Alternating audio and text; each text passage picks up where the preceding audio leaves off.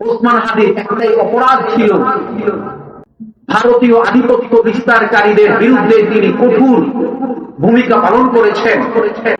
ভারতীয় আধিপত্য বিস্তার তিনি মেনে নেন নাই, তিনি মাথা নত করেন নাই। তিনি সবসময় ন্যায় ইনসাফের কথা বলেছেন, অন্যায়ের প্রতিবাদ করেছেন। ভারতের কাছে নিজেকে বিক্রি করে দেয় নাই, ভারতের দালালি করতে চায় নাই।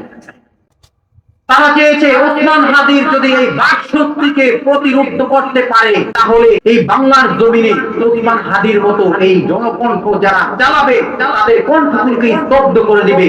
কিন্তু তারা ভুলে গিয়েছে, এক ওসমান হাদিকে যদি তারা মারে, তাহলে শত শত লক্ষ কোটি ওসমান হাদির মতো যুবক দাঁড়িয়ে যাবে।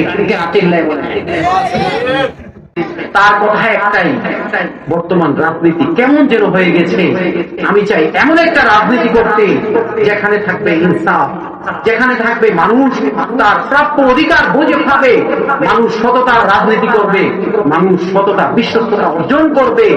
আল্লাহ রাব্বুল আলামিন যেন ওসমান হাদি ভাইকে তার জীবনের যত ভুল ত্রুটি গুনাহ হয়েছে সকল ভুল ত্রুটিগুলো ক্ষমা করে দেন এবং তাকে জান্নাতুল ফেরদাউস নসিব করেন।